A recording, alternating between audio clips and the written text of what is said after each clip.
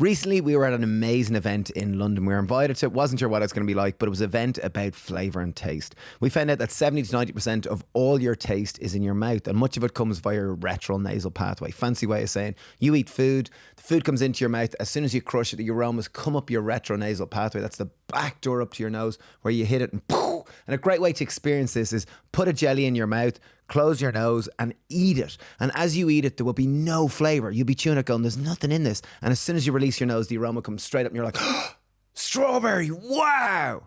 The event was sponsored by Air Up, which is an incredible technology and innovation on water bottles, encouraging you to drink more water. It uses sense-based technology where you simply put water in their bottles. You get pods. They have a full selection of different pods. My favourite flavour is cherry cola, not surprising. And I put in sparkling water. I activate the pod. I drink it and the water tastes like cherry cola. It's amazing. Can you use normal water? Use any type of water, whatever kind of water you want. Really. I think the great thing is, one, it gets you drinking more water. We did a podcast with Dr. Dana Cohen, who's an expert in hydration. She said approximately 70 to 90% of people are dehydrated. Yeah, so it gets you to drink more water, particularly like I bought one for my mother-in-law. She found it very difficult to drink enough water. She loves the watermelon pods. I got her some watermelon pods. She activates them and she drinks loads of water now and really finds it great. So while we're checking out, we have a 10% discount code if you're interested in trying them out. The code is HappyPear10 on the Air Up website. Welcome to this week's podcast with the wonderful Dr. Easkey Britton. She's amazing. She's 7 times Irish women's surfing champion, international professional surfer. She's also a doctor of marine biology, author of 3 incredible books, all related to the sea. She really is an inspiring, and she's a mother of twins. So we talk about Blue Mind and how spending time in the sea. We talk about just how the sea is such an interconnected part of our life and how our relationship with the sea is how we relate to ourselves. We talk about the importance of ebb and flow of life. I thought that was one of my favourites. And also about getting into flow state. Yeah. We talk about surfing and obviously her experience there with being a female in a very male-dominated sport, and cover so many different things about the importance of water and nature to our own well-being. There's loads of takeaways in this. She's an incredibly inspiring woman. You're going to love it. Without further ado, we give you the wonderful Easkey Britton. Like, I guess, like the bit which I'm like, I admire everything you do. I really, really do. I love your books are incredible. I started listening to Ebb and Flow this week on Audible, and it's such a pleasant, you write really, really well. You really do. Beautiful writing. Thank you. Yeah. Thanks. But what you write about is, like, when I was listening to it earlier, I was thinking more about ancient Irish, the Silkies, the famous, the mythological Silkies that kind of, they were like women of the sea they were just part of the sea. It was almost like a hybrid between a seal and a woman. And it was a magical, mythological, I don't know what word to call it, but a creature anyway, some kind of form. And I was thinking, like, almost, are you from a lineage of Silkies? Because you're so, like, the water seems to be such a kind of, it seems like your life force. Obviously it is for all of us, but you particularly have this incredible connection with water. Yeah, it's definitely where, I mean, it's in the title, isn't it, of the first book I wrote, Salt Water in the Blood, but that was, that's literally what it's like in our family. I've been born into this way of life that had this ocean connection from the very beginning, and it's kind of getting passed on intergenerationally, like, and it's interesting what you say about the Selkie. I've written a bit about that actually in the book around how much my identity has been shaped and formed by the ocean, and then as a researcher in the area of blue health, looking at how the power of this really watery planet, especially the ocean, to kind of how much it shaped and formed all of us as humans in terms of our biology and our evolution, and then even our societies, and in particular in Ireland, there's no getting away from it. Yeah, an island. Yeah, like recently we've been kind of come to the idea that like we are part of nature, like humans, we're part of nature, and there's kind of almost like a mirroring effect as nature kind of degrades, like our cultures degrade and our health degrades, and water, the oceans being a part of nature. You being a marine biologist and spending so much time studying water and how water is, how do you kind of see the link between, as our coral reefs, as, fish stocks, as oceans seem to become more polluted, how do you see the impacts on us as humans and our own nature, us being 90% seawater or 80% salt water, not seawater? Yeah, it's just, for me, I find it really enhances that story of the interconnectedness of all things, which might seem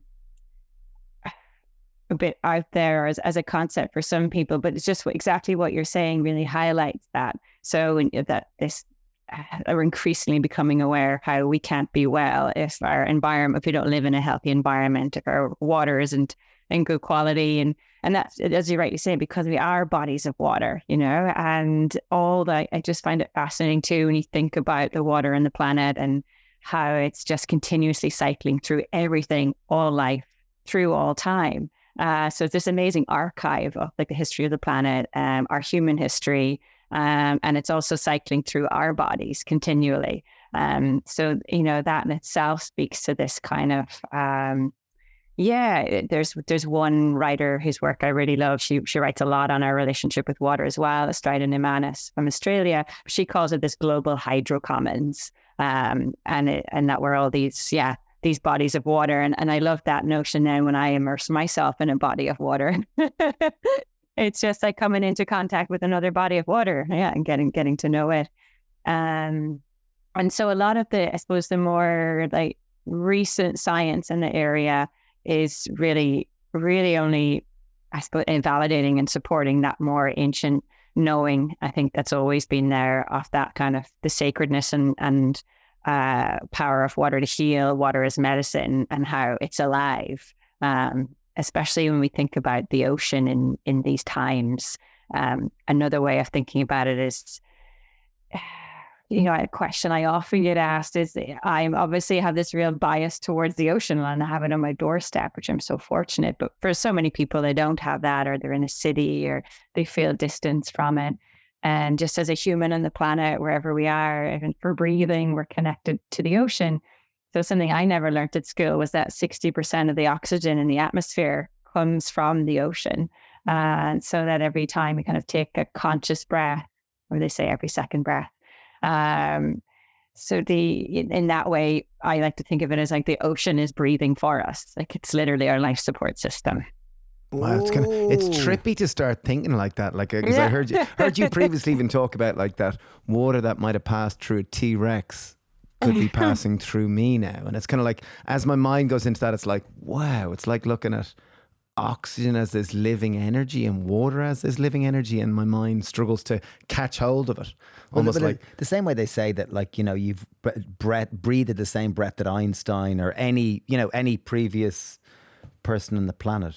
Yeah. I wonder, you mentioned there, like, water is living. And I wonder if we could tap into that, because that's something that, like, I personally believe rocks are living. I believe a lot of these things that we see as animate objects that are naturally, intrinsically a part of nature. And at some atomic level, they're alive, I believe. And maybe that's strange. Maybe that's a little weird. But the concept of water being living, I wonder, could you expand on that? Because that's something that to some people might seem strange. Because there's tap water, there's sea water, there's lake water, there's river water, there's aquifer water. But it's all comes under the umbrella term of water. Yeah. And then for me, writing like my last book, Ebb and Flow, was fascinating, because I was like, I started out thinking, I know water. I've got this. I'm in it. I've been in it my whole life, but I have a real affinity, obviously, with salt water in the ocean. And then I realized, wow, there's so little I actually know, which is kind of crazy, about water, it being foundational for all life. And so it was really fun to kind of unpack water in all its forms in that regard. And water is living. I mean, it's because it is the source of all life. And it's a real fundamental belief in, indigenous cultures that water is alive. It has this life force. And, very recently, we've only just kind of caught that, the soil is alive and trees are alive and they're all speaking to each other. And there's this whole mycelium network of this web of like communication going on that we're just beginning to, we're not even beginning to understand, but we've just kind of realized. And the same then is true of water, and the science is starting to evidence that as well. Water has such a unique molecular structure that it's really responsive to anything and everything it comes into contact with. It's changed by it. So when we go into the water, where, the science and work I do is looking at the impact of water on us in terms of our health and well-being. So how it changes us physiologically and psychologically. And then, I love just then flipping that on its head and actually looking, there's this interaction happening. And when we enter a body of water or come into contact with it, it changes as well in response to us. So the same way they say now, when you walk into a forest, the trees have this awareness, on some level that we're there. And it's not woo-woo. I mean, it's the science is there too, but it's something also that we've always known, but then have lost that knowledge, I think. Almost like we, at one stage, we intrinsically knew it without actually having to like intellectually know it. We kind of felt it. We were it. We were much more in contact. And I wonder with like ecosystems, the most resilient ecosystem is the most biodiverse. And the more biodiverse, the more kind of natural intelligence there is in a space, and the more resilient and alive and vibrant and creative it is. And I wonder with water, because water is living, like if I get water from an aquifer, typically it's going to be more nutrient dense, it's going to be more exposed to more living organisms, it's going to be more alive. Minerals. If I get water from, we were in London yesterday, London water that's been put through XYZ treatment plant, it comes out, it's a lot less dead. I wonder, it's a lot less it's a lot less alive. Sorry, it's a lot less dead, it's a lot less alive. And I wonder with water, is it measured in the same way as in kind of its biodiversity, or its... Are there ways to measure the vibrancy within it, or the energy? Because ultimately we live in an energetic universe, and you can look under different means of looking at energetic frequencies within things. And I wonder, like I remember Masaru Emoto, he did different studies on water, and when you talk to water, if you speak nicely to water, it can show certain things. Whereas if you say, I hate you to water, the crystals, when you look at it under a microscope, show that they're kind of cracked and unhappy, almost implying that, water has emotion or has feelings in it.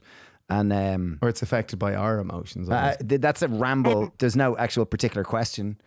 But I think well, let's riff on it for a little bit then, because I what's coming up for me in response to that is that, definitely with water, because of its composition, it being so unique in its molecular structure, it is altered by vibration, so of sound, for example, or movement, that alter then how it would appear, say, under a microscope. So there's certainly that. And then, in terms of the vitality of water, like everything kind of affects it. So, for example, they say, the colder water is, the more dense it is and the more vitality it has. So species have evolved in response, for example, to the temperature of water. I think a really good example, say, would be the Atlantic salmon here in Ireland, and the timing of their migration, and when the temperature they need rivers to be at in order to optimize their ability to actually like jump waterfalls back to their kind of their birthing waters, as it were, which in itself is kind of remarkable. And I hadn't realized that. So temperature kind of just of the water kind of finely syncs and tunes the orchestration of all life. And there's other amazing projects that, in terms of trying to capture the aliveness or vitality of water, is also the sound it holds. So when you think of rivers, actually like beneath the surface, there's a whole kind of composition, like musical composition, that's particular to that river, that habitat, the species that live in it. So you can actually record this sort of fusion of all these different sounds. And then if you're like a really good, aquatic ecologist, you'd probably be able to identify the species like you would birds. So I never thought of that before either. But of course, why wouldn't rivers have their own song? And that's an indicator. They're using that as a way to obviously monitor as a bioindicator, the health of the river based on the music, the sounds, the song it makes. And then you have rivers that are the most polluted, or that have been dammed. They're no longer free flowing. And obviously then the sound gets far less, and there's rivers then that go totally silent. And so there's a river listening project is just one initiative of like ways to engage communities of like to bring back the song of their river, which I just love that. And even what you're saying then about the whole ecology and going back to the interconnectedness, I think it's, the knowledge we had around that in Ireland in particular still is held in our mythology. And I have a great affinity, obviously, with the salmon being called Easkey. Even the Irish word for fish, and then being named after the wave on the west coast of Ireland. But the Easkey River comes out, which is an important salmon river, and helps form the wave at the river mouth, which is one of the first waves I surfed over rocks. So wow. I was really very attached to the story of the salmon of knowledge from very early on. It's a beautiful story, the salmon of knowledge. Like it's... But to kind of, I suppose, to reflect on it now, what it says to me is that it was this kind of reminder of a time when I suppose our ancestors understood, I paid close enough attention to that more than human world and to other species, that they understood that the importance of listening to that. And in the Salmon of Knowledge, it really tells that story of the connection, the ecological interdependencies between the salmon, the ocean, the river, and the trees. And we now know, just with very recent science, that they're finding, that because of the salmon and coming from the ocean and migrating up into rivers where there are still healthy ecosystems intact, and so largely no longer in Europe, but certainly in, say, the Pacific Northwest part of the Canada and the United States, they still are able to find in the trees, and often quite far inland, a particular type of nitrogen that's only found in the ocean, isotope 15. So it grow within the trees that are growing, and it kind of accelerates the growth of trees. So it's literally, the trees have the ocean in them because of the salmon carrying that with them. And I just find that amazing. That's pretty trippy. I love that. Yeah. And it goes the other way. The ocean needs really healthy trees and coastal forests because of the exchange there of the minerals that you only get from, say, the leaf litter that goes into the rivers that then supports the growth in coastal habitats, like important nursery grounds for fish. And so in Ireland, because we've lost all of our forests, I can only imagine what our coastal waters and habitats must have been like. Wow. That they must have been a lot more thriving and much more plentiful.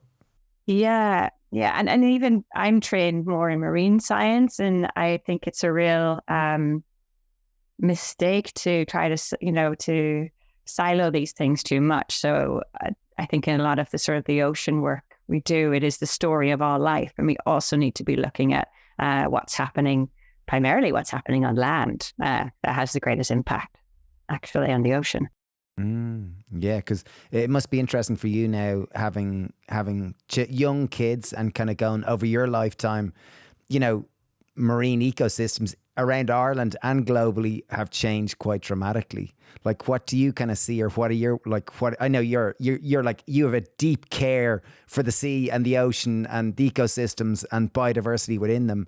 And what have you kind of seen in your lifetime, and what do you kind of worry for your kids going forward?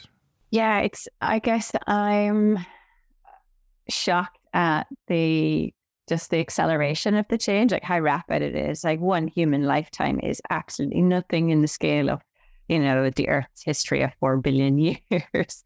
So the fact that we're, creating what should be happening in sort of geological time is happening in just like one generation is pretty scary. I think the ocean, it holds so much of the answers and solutions we need in the crisis we face with in particular with the climate crisis and biodiversity loss, but it's also suffering the most because it's really acting as our buffer to a lot of the changes that are happening.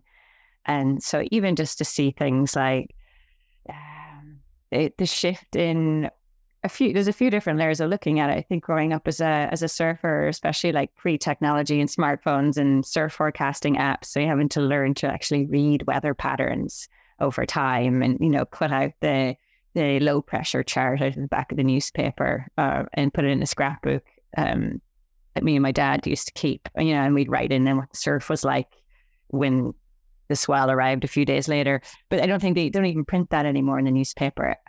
Or the stoke of getting to stay up as a kid, like past 9 o'clock, to see like the full weather report, where they'd also show the storms and the low pressure chart, so we could predict the swell. Wow. That was just normal. But I guess my point being then, those weather patterns, you kind of just accumulate a lifetime of observational knowledge because you're so immersed in the sea in a way most people aren't. And that I suppose, other people whose livelihoods that are tied to it, like people who fish and so on, would certainly be aware. But that's just changing. It's so unpredictable now. I'm trying to understand even the patterns of surf, how fast the storms are moving, the frequency of them, the intensity, and then of course the water temperature being the other massive change, and then that affecting the whole the species that we're seeing or not seeing. And even like beachcombing is one of my favorite things to do to kind of like ground myself. And now, like when I grew up as a kid, I just never really saw any plastics. That I can recall, and now it's just totally commonplace. It's going to be so normal when my kids are doing it that it's just, of course, there's going to be microplastics. Sea glass. Do you find sea glass where you are? That was a hobby me and my kids used to do. We'd go combing the beach for sea glass, and we'd find green ones and light green ones, blue one was always and brown ones. one. But a blue one was always really special when you get a blue one. And then you fill like the bottles up with them at home. The mermaid's tears, they're sometimes called. Oh, nice. I like that. And the mermaid's purse, like finding a shark egg case was always a good one too. Yeah. That's a good special one. Wow, pretty cool. Yeah, nice. Yeah, there was even a dad showed me an article there recently, which was really like I couldn't believe it. Like he was saying that across in Newcastle in England, that there was recordings of showing that the sea temperature had gone up by 15 degrees. Like something crazy like that, where the sea temperature gone up so much that it was there was all sorts of species, something that was going on. And it was the first time that, like, very close to Ireland, where you're going, oh my God, the sea temperature. It was an article in the Guardian or whatnot. I think that was the highest it had been in 150 years. Yeah. I think that was it more accurately. Yeah, I didn't do the best. Whatever that paraphrasing is, not pulling out the sensational one line. But yeah, because I mean, if you think about the ocean now, like the volume of water we're talking about here, and to change its temperature, do you know when you run in a bath and you're trying to like get the temperature right, it can take quite a while. It's too hot, and then it takes you to run the cold for ages before the temperature will shift. But I was just thinking about that with the ocean, to alter the temperature of a body of water that big, even by 1 degree, is massive amount of input in terms of heat that it's absorbing. And so when I go back again, how the ocean breathes for us, so that oxygen is released by phytoplankton, which again really depends on the mixing and exchange of cold and warm waters. But phytoplankton are like little baby fish. They're microscopic plants that then the zooplankton feed on, which are like really teeny tiny, like the main food source for all life in the ocean. But yeah, so and they're in decline kind of across the board in the world's oceans. So in fact, the thing that gives us oxygen to breathe on this planet is rapidly declining. I just don't know why there isn't more panic about that. But we have better Wi-Fi. We have much better Wi-Fi. No, sorry, I'm being cynical. David Finn. It's unlike you, David. Okay, we're camping. We're waiting. I wonder, could we talk about blue health? Because I think that's something that's very relevant to that. And that's something that's kind of in one of your areas of expertise, is just about how our relationship with water and how it can be healing, help our health, help our happiness. And obviously there's been a huge explosion. I know we've swam in the sea every day, at sunrise for almost a decade. And it's something that has really... It's very unifying, not just with nature, but with those that you swim with. It's kind of, there's been an explosion of it. I wonder if you could talk, what is blue health? And I wonder, could we talk about it? Because I think that's something that's so relevant to anyone listening. Yeah, it's just such an exciting area to be in. So it's basically looking at essentially say the physical and mental health and well-being benefits of being in, on, or near water. So the effect water has on us. And then, and that differs depending on obviously who you are in your own life history or your memory of water, whether that, amplify the benefit or not. But regardless, even if you're not conscious of the connection with water, it already starts to have an effect on us as soon as we come into contact with us. So one really basic example of that kind of innate human connection with water would be, even when you splash your face with cold water in the morning, never mind the diehard cold water swimmers would get a far greater dose. But as soon as water comes into contact with our face, and that, especially that part there, just like below our eyes, there's these like receptors in the body that kind of kick on our mammalian dive response. So that's, a response we share with all mammals, especially marine mammals. It's really heightened in. It's what allows them to prepare to hold for big breath holds, to spend time underwater. And so we still have that as a sort of evolutionary kind of biomarker in our bodies. And you'll see it most pronounced in kids, for the first babies in the first 6 months, it's just automatic. They hold their breath naturally underwater. And so it's quite fascinating to see that with my two. I was like, really? Are you sure? But yes, thankfully. And that's amazing. So that creates then a whole physiological cascade of things that change in our body, like to prepare the body to hold its breath in water, like the slowing of the heart rate, our blood flow changes. And it's something that I suppose that free divers, for example, would intentionally tap into and train that reflex even more. But it's innate in all of us. And that's part of the therapeutic benefit too, of that kind of the calming effect it can have. And then on almost kind of on the flip side of that is that, especially in Ireland, a lot of the time all the time getting into the water, it's going to be cold. It's colder than our body temperature. So there's going to be that probably initially be shock factor even.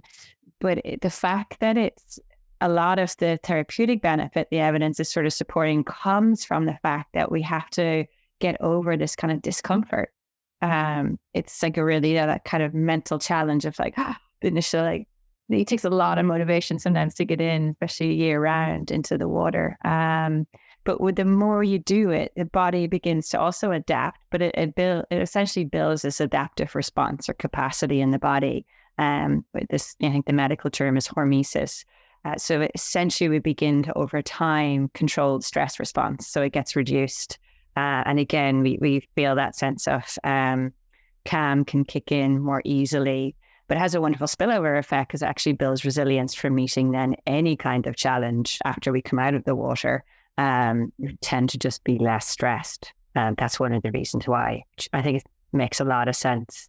When I think about the extreme conditions I put myself through, surfing and whatnot, but it's like, oh, okay. And why we're seeing such a rise in things like ocean therapy and surf therapy and of course, cold water swimming. Yeah, I think there's something almost kicks in. It's almost like a survival mechanism, particularly in cold waters. When you swim in cold water, you go in, you've got to face discomfort. You've got to overcome the poor me. I don't feel like this. Why do I do this? This is stupid. Like we got my body 10 years later doing this every day at sunrise. This morning, even down there, I'm like, it's raining on me. I'm walking in the road and I go, this is stupid. What? Oh my, whatever. The usual kind of voice goes on. And then you go in and you're like, oh, like it's almost like once you come out, like a euphoric little kid comes out that just feels like it feels more resilient. It feels like that there's some kind of survival mechanism kicks in. And as I remember chatting to Susan Steele, Dr. Susan Steele, she's another marine biologist that is a massive lover of the sea. And she talks about that the salt water, like it cleans it biologically, like it actually scientifically will clean your pores. You will be able to breathe better. You'll be able to see better. You will be able to hear better. And there's scientific evidence for this. It doesn't just feel like that. And then whatever way I feel like it energetically washes me, which sounds very woo-woo, but I go in there kind of like, I'm carrying a few problems. I'm a bit kind of, my spine's a little bit curved. And then I come out feeling like, oh my God, I love this version of me. Woohoo! And it just, I don't know what it does, but there's some kind of energetically cleaning. That's the best way I can describe it. I love that. You're actually exactly right. So there's a few things to build on that of why it feels like, I love the way you put it. But yeah, so I think when we're in water as well, it sort of promotes this kind of what it encourages us to move our bodies, but it's such a kind of sensory experience. It's so I guess especially with immersion in water, because it touches all of our body, and so really helps that kind of to create that embodied experience. So we move out of our heads and into our bodies, which helps us feel more present. And then there's something about, say, with swimming, for example, because it's rhythmic and you have to have that sort of increased sort of sensory attunement in the water, especially to your breath, has all kinds of kind of benefits as well. And it's such a deeply kind of psychosomatic experience. So we're feeling and interpreting all these sounds and sensations in and through the body in a way that's just not the same when we're on land or in our everyday life. So I think that's really part of the benefit too. And it really kind of was revealed in a study we did with a wonderful charity here in Donegal called Liquid Therapy. And it was with a group of young people with autism. And just the things, and we were looking at their their experience of the sea and surfing and how it changed their relationship with the sea over time. But that sensory stimulation of like breaking waves and even the pressure of salt water on the body were all just things that were really beneficial. And of course, then being in salt water, even in a wetsuit, you have that buoyancy that comes, that sense of freedom and weightlessness, which can be really beneficial as well. And I just don't think this could be an accident. The fact that amniotic fluid is the same density as seawater. So that moment when we probably felt safest in our lives in the waters of our mother's womb, when we go back to, say, the sea and allow ourselves to kind of relax and feel held, there must be like a wonderful sense of belonging that kicks in. Like, I'm sure like the body holds that memory, right? So all those kinds of things. And like Susan Steele was saying, now there's scientists in the University of Plymouth at the Marine Lab there who are looking at the impact of sea spray aerosols. So when we, breathe in the sea air and it feels so fresh and revitalizing, and the fact that actually, and we're looking at, say, Victorian times, they would have prescribed people to like go to the seaside for respite and recovery from various illnesses without knowing that now actually the science does support that when you breathe in these aerosols, they have an anti-inflammatory response in the cells' bodies. But it's also, I also find it fascinating that in a sea spray aerosol, like, it has this really kind of complex chemical composition that's totally unique to that body of water, that part of the sea, because it essentially carries the signature of all life in the sea. Sort of gets like, so you get like a microdose of all life in the sea. So talking about interconnectedness. Yeah. Well, and I think I find what I love about it, for me, it challenges my notion of myself as a separate entity moving about in the world. And I'm sure it's part of that feeling that we all get, isn't it? Of why we're drawn to water, to immersion, is that feeling of it's connectedness, but it's also more than that. It's that kind of why a lot of people will describe it even as a sense of oneness in that more spiritual way. But that's exactly kind of what's happening. We're realizing that our human bodies are actually more than human. That we carry an imprint of all these places that we go to, especially in the water. Maybe in water, because water is a liquid and we feel like we're being held, and it's so much easier to see the connection. You can see, oh, well, water goes from here and there's water in Wales and it's the same water. Whereas in the atmosphere, like, there is oxygen everywhere and there's gases everywhere. But because we can't see, like, it's so much less dense than water. Like, because water is dense, oh, we are all connected. I'm connected to the fish. And oh my God, there's a sea, like, there's that sense of connection because we're all at one in this one thing. Whereas the atmosphere, which we spend our day on land, it's less dense, so we don't necessarily feel that same. It's still there. It's absolutely there in every sense, but it's not as easy to see or to feel or whatnot. And I think it goes back to like water, and in particular the ocean being the most sort of biodiverse of all environments. So it actually does hold, I think, in a liter of seawater, there's like 1 billion microbes, which might sound like, ew, but most of our body is made up of actually non-human microbes that make up our microbiome.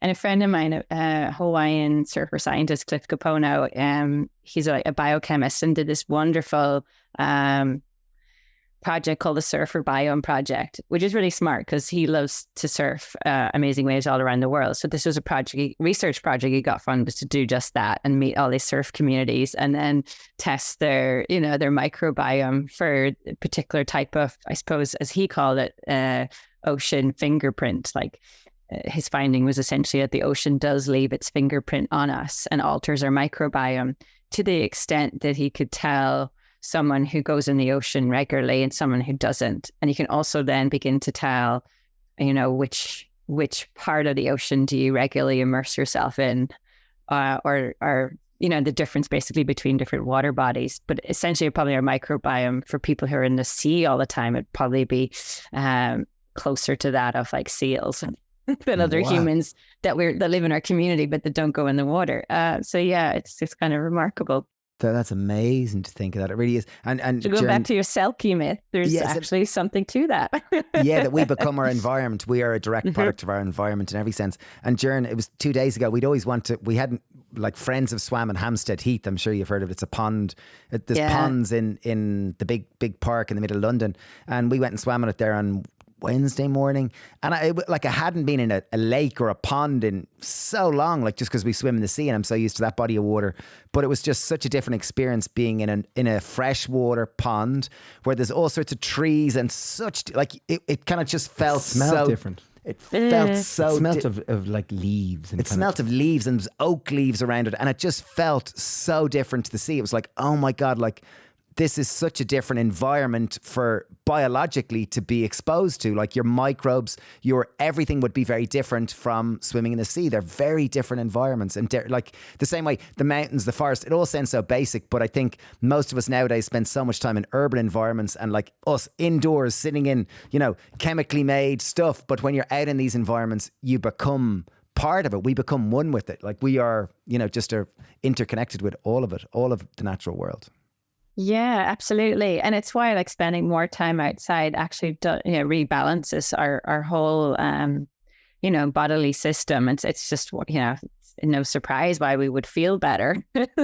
But increasingly, I think why we're not feeling so good is because we're more and more time, less and less time spent outside and more time indoors. And it's funny you say that Hampstead Heath. I had my, the UK book launch of Ebb and Flow like a month or two ago. It was in London at the Finisterre store. And as soon as I landed, I hadn't been out of the country in like years, literally.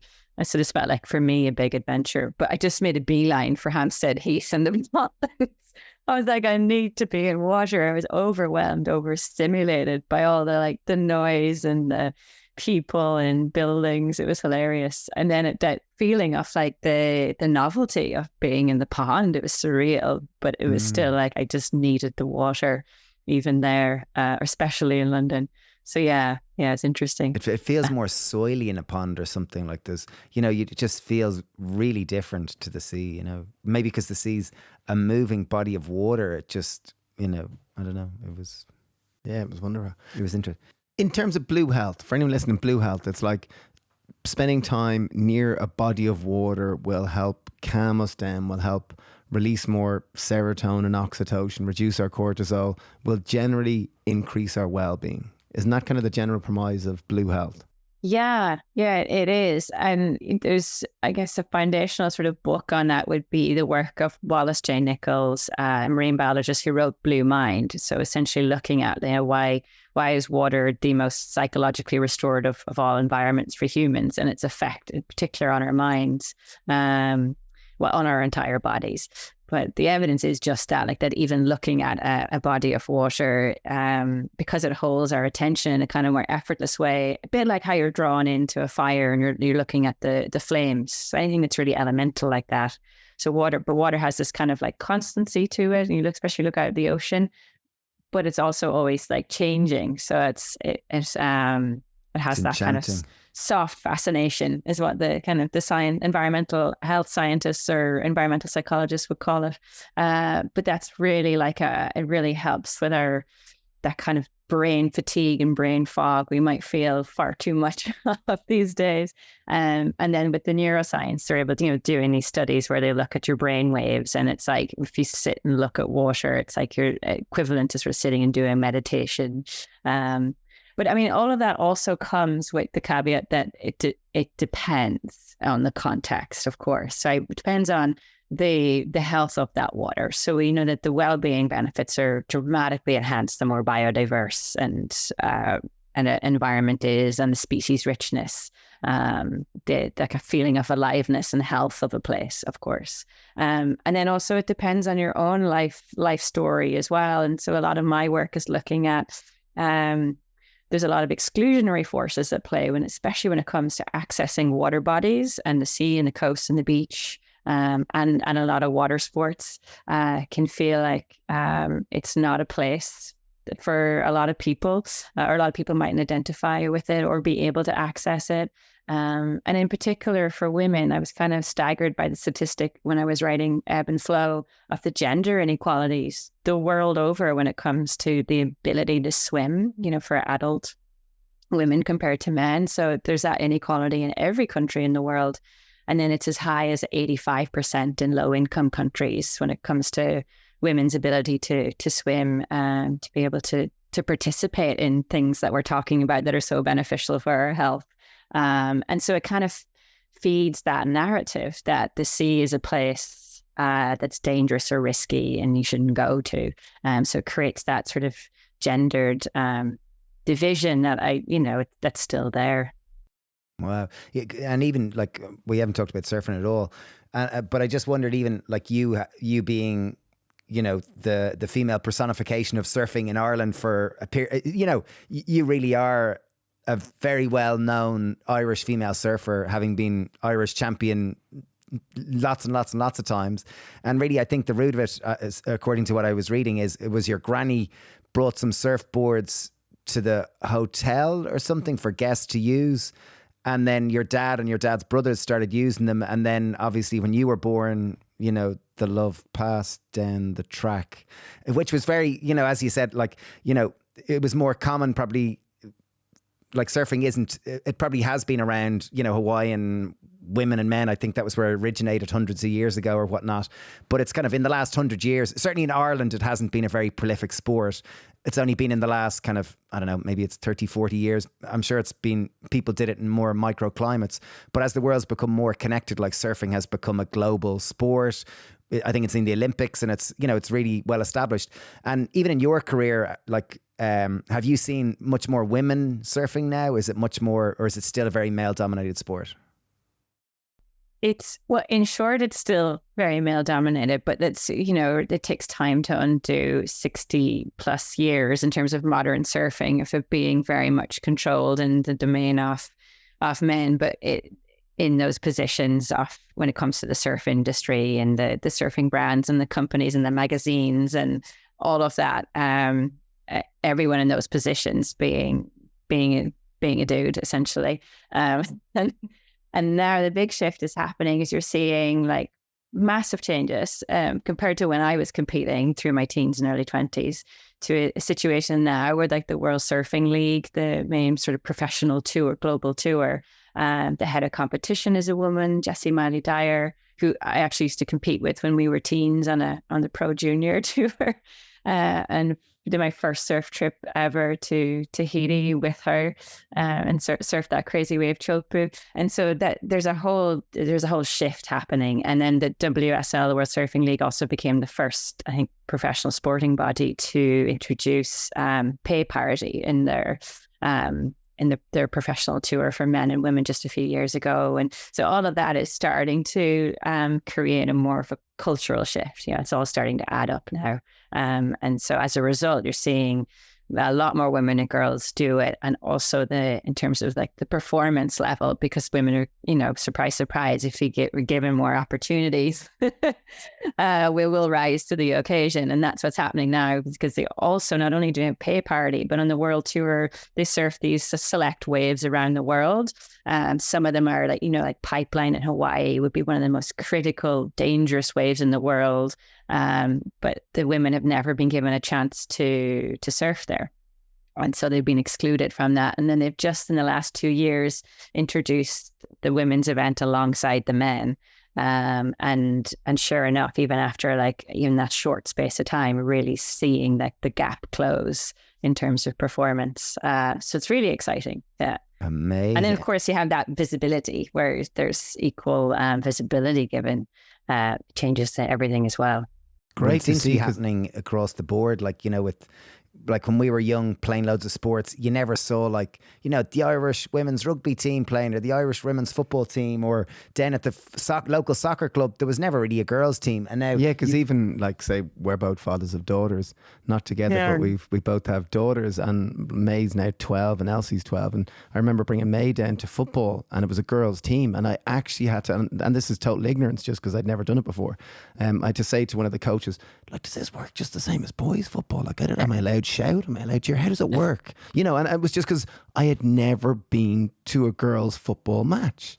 And absolute ignorance. Yeah, total ignorance. But amazing to see now that Ireland have qualified in the female soccer World Cup. I see she's so excited. We're going to go watch as many games as we can. We're going to watch it on TV. And it's like, I'm so grateful she has female role models that are playing sport, that are much greater than just being pretty people. You know, the way that they're actually celebrated for athletics, for intelligence, for just more than, anyway. I'm really happy about that, and I really admire you. So important, yeah. And I really admire you having the courage to go pursue surfing at a time in Ireland. Like I remember hearing a story that you used to go surf after school in winter, and your mom would have to flash the headlights. This is you on a beach on your own, surfing, flash the headlights, going, time to come in, Easkey, time to come in, Easkey. Like, it's like, you lunatic, you courageous, absolute heroine. Silky. Like, I'm just incredible. Just have the courage to pursue it at a time when no one was doing it, and it was strange and it was weird, and you didn't really have Irish role models or community around you. I just tip my hat off to you. Yeah, I have such vivid memories of that. Even how I managed to get out of in order to maximize my time in the water with dwindling daylight in winter time, I tried to, wriggle out of my school uniform in the back of a car and get into a wetsuit in the back of a car. I don't know. Yeah, I did that so that as soon as you arrive to the beach, in that 10-minute car journey, I'd be able to just roll out of the car and literally straight into the sea. And stuff a sandwich in your mouth. Yeah. And then, of course, wouldn't leave it until it was so dark. Mum couldn't see me and was freaking out on the beach. And I'd be numb because the wetsuits were, shockingly terrible compared to what they're like now. And so I'd be frozen, and Mum would have to try to peel it off me. The lips would be blue. They definitely had a pull on me. Still does. Wow. And what's it like now? Like having, now you've got 2 young kids, and your professional surfing career is kind of behind you. Like, what do you still is how you surf different, or are you still drawn to surf, or how is your relationship with surf? Are you moving into longboards now? Or are cruising on some family longboards? boards? Are you into family boards, or is it, have you taken your twins out yet, or? Brilliant. Well, it's funny, I laugh because I become obsessed with just riding a twin fin. Admittedly, I did that before I had twins, but it's quite a joke now that I only surf twin fins, being mother to twins. Yeah, everything changed. I think now on reflection, looking back, and with writing, say that my first book, Saltwater in the Blood, being very much about that journey I had with the ocean through surfing, but seeing how that relationship has always been evolving. And so surfing always being the kind of the vehicle or medium for me to access that kind of relationship or connection with the ocean. But to recognize that it's always been changing, like it's constant, but I'm interested that of course it changes throughout the life cycle. Which often doesn't get talked about that much either, but it serves, it's for me, it's a relationship that's met different needs for me at different times in my life. So, through my teenage years, really needing that, something to hold my channel, I suppose, my focus and drive. And so why I was really drawn to the competitions. And then I don't know what happened in my 20s, but it was just this obsession with needing to go to the edge and the extreme of my limits, because I suppose that they're the real identity forming years, and that, in terms of self-exploration and trying to find ourselves in the world. So I was just trying to find that in the face of, 30-foot waves. And enabling travel. And I'd imagine it enabled so much travel. Of course it did. It experienced the world. Yeah, but now I don't have that same need for a self-revelation in huge waves off Mullaghmore Headland. But since becoming a mum, it's totally changed. Physically, it took obviously a while to recover. But psychologically, it's like this rewiring in the brain that happens when you become a parent, right? And for me, it's like now I definitely go... I'm seeking, the motivation is just that feeling of pleasure, and to feel at home in my own body again, and to be alone in the ocean, to have a moment of just tapping back into that joy of it, and with absolutely no expectation to perform or do anything. And ironically, I've had, although I come out now, and even if it's only 3 foot and I've been surfing for less than an hour, I'm shattered because my energy levels are pushed to the max running after 2 little ones. But I've had the most amazing moments of flow, of that kind of some of my real sort of peak surfing experiences actually, since becoming a mum, because I think I've let go of all of that, all the notion or I just don't have that same kind of drive or push. And funnily enough, that kind of energy seems to lend itself well to the openness, I think, and presence that's required in order to enter a flow state, like of just not forcing things and just letting them happen. So yeah, there's more life lessons. I'm always learning from the ocean. That's pretty amazing, because it's like modern day culture. It's, there's a huge paradigm of you force it, make it happen, get out there and you can hustle. You can hustle, and ultimately with water and with the ocean or the sea, when surfing, you can only work with what you have. And like if you're wanting to do some amazing move, if you don't have the right wave, you can't do it. And ultimately, I think, and it was only when we were surfing recently, I was like, no wonder people who surf are so chilled, because you're sitting out there waiting and waiting and waiting for a wave that you think you're going to go for, and you burn out quickly. I remember we went out and we're kind of like, I'm gonna do this. We have this kind of puppy dog energy, and after about half an hour, I was exhausted from just failing again, chase another wave that wasn't big enough, chase another one that wasn't big enough. But ultimately, I think spending time like that, it teaches you patience. It teaches you to, as you say, the ebb and flow. It teaches you to kind of find that harmony or that balance between it. But also what you articulated there, it reminds me of, those stories of where the archer, when the archer is shooting for a prize, he can't see the target. But when an archer is shooting for fun, it's so easy. You can hit the apple on someone's head all day long. And it's the same way, like now you're out surfing purely for the joy of it. You've gone through this massive rite of passage and this massive period of transformation where in parenthood, it's just so much surrender and so much kind of, rounding the ego and polishing it and shaping it and surrender again and surrender again. So when you're out there, it doesn't surprise me that when you're out in the water, it's easier to plug in and just connect with it. Yeah. Yeah. So I'm really grateful for that. Initially I was a bit kind of troubled by have I lost that?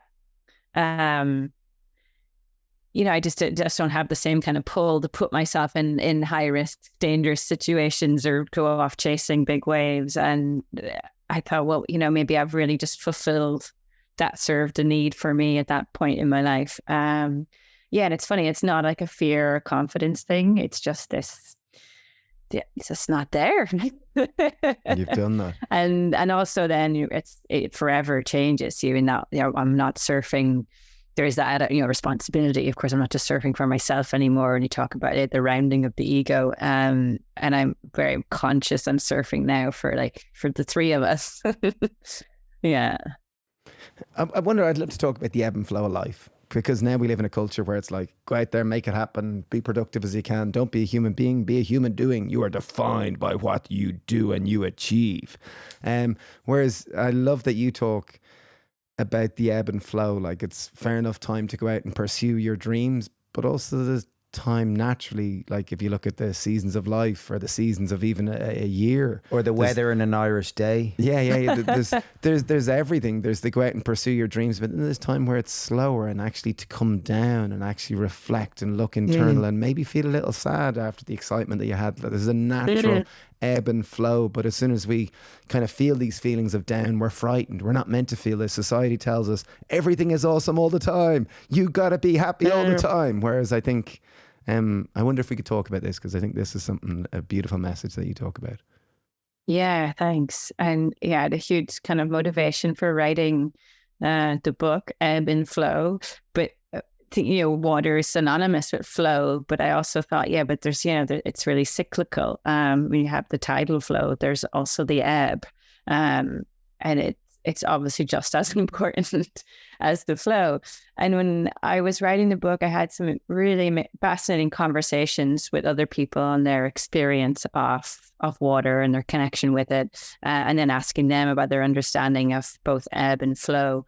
And it kind of came up again and again with, I was talking to everyone from athletes to artists to activists in the space and scientists, but the importance of ebb being this, like experiencing that, those those low moments, the downtime, the in between, or when nothing is happening, when you're actually just not feeling any kind of even spark, motivation, energy, the importance of actually being with that in those still spaces in between. Or I was talking to like a pro snowboarder, Connor Ryan, who spoke about the importance of, obviously the snow isn't always there either. And he lives a very, cyclical life in terms of the seasons. And he said if he used to go around the world chasing an endless winter, it actually wouldn't offer the same kind of learning and fulfillment. And ebb is really this kind of container that makes the flow possible. Like you really need to experience what it feels like even to feel empty before you can actually fill it up in that way. But we definitely live in a society that doesn't honor the, if ebb it represents the rest part, and then flow is the action. We really don't honor or value ebb and rest at all. And then as a consequence, you can see it play out in it being a real struggle then, as a parent or a new mom, and you realize actually how essential rest is to, parenting well or doing anything well, or even just being yourself. And then when we look to nature and even our evolution as a species, it's all cyclical. I mean, we would have been so much more attuned to that for most of our human history. And it's only in the last, if we were, to reduce it to human history as an hour-long event, it's only in the last split second that we've been disconnected from or kind of having an awareness of the importance of cycles, of the ebb and flow, and living more attuned to it. Beautifully. You speak like a poet. It's beautiful. It is. When you were saying that, it made me think more of we will land this now very shortly. Sorry, but the traits which we deem masculine and the traits that we deem feminine in our society, and the masculine, the male-dominated world which we've lived in, which I've lived my whole life in, of do, go, achieve, and then there's the female ones somehow we've labelled female traits which are are rest, restore, relax, and this is typically the ebb, and then the flow are the more masculine traits, supposedly.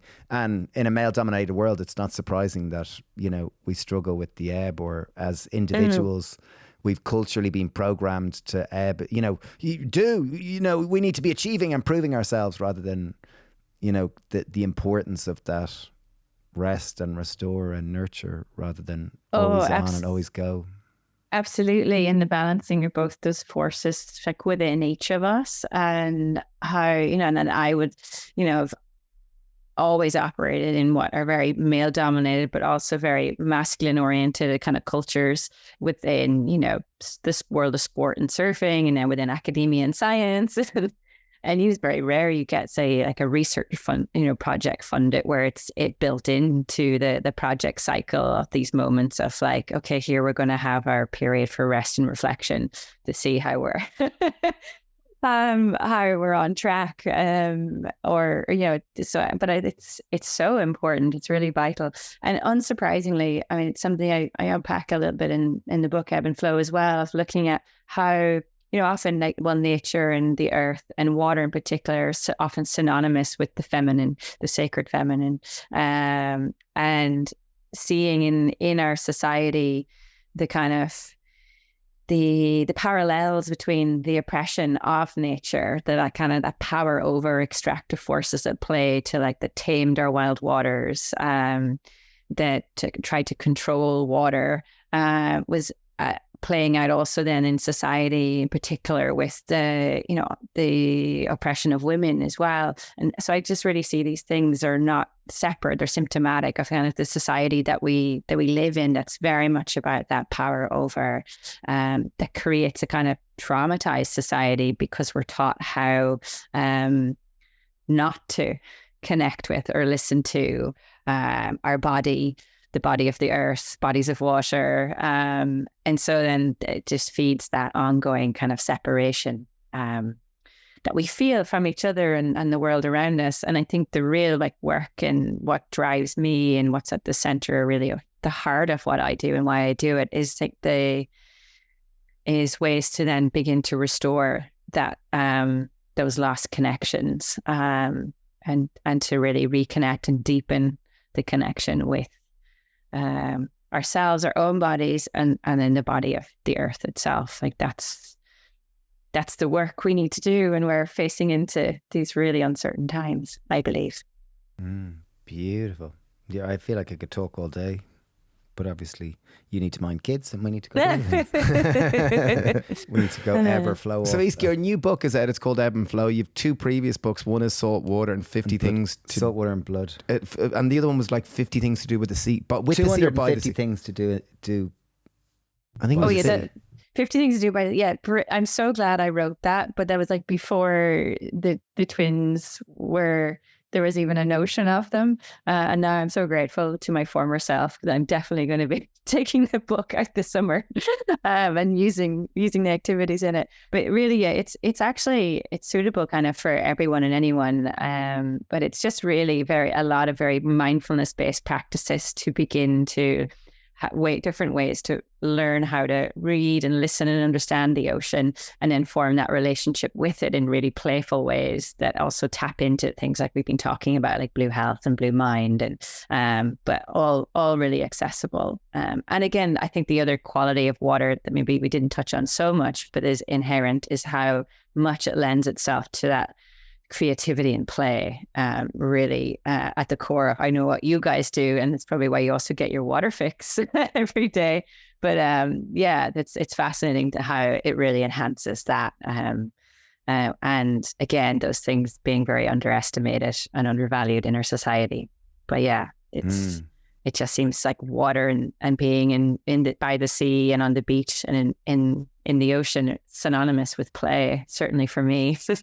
Well, we'd always see it that it releases, that it kind of helps you open up that childlike wonder. Like you go in and like scientifically it's meant to release massive amounts of oxytocin, similar enough to cocaine supposedly. And over time, potentially or possibly expand your baseline capacity for creativity or play or happiness. You know, supposedly these habits of cold water swimming for people who can do it, or cold water therapy, how it's often called, you know. Absolutely. I'm 100% a believer in that. Yeah. Totally. And to the fact where I do, because even like the writing of the books, I was always drawn to, I needed to, I was writing about water, but I needed to go to water to get that kind of creative stimulation. So I often, like, especially Ebb and Flow, it was mostly written in these short bursts on these like little small offshore islands, because I needed to be surrounded by water, but it definitely lends itself to that kind of creative thinking. And I talk a bit about that in the book too, how it actually enhances our creative capacity and that power of play. Very cool. And Ebb and Flow people are getting most bookshops. And Audible, you get an Audible. I've started listening to an Audible. It's very good. Brilliant. Yeah, you read it too, which is, you get the nice Donegal lilt in there, which is great. Yeah, so well done. You're brilliant. You're great. I look forward to meeting you in person. Well done. Really admire I your work. know. It's rare enough I'm over on the East Coast, to be fair, but I definitely, anywhere I go, I need to get in the water. So yeah, that would be wonderful to go for a dip someday. Or likewise, if you're over the west side. The west side, yeah. Brilliant. Well, thanks, Easkey. You're great. Yeah, thank you so much.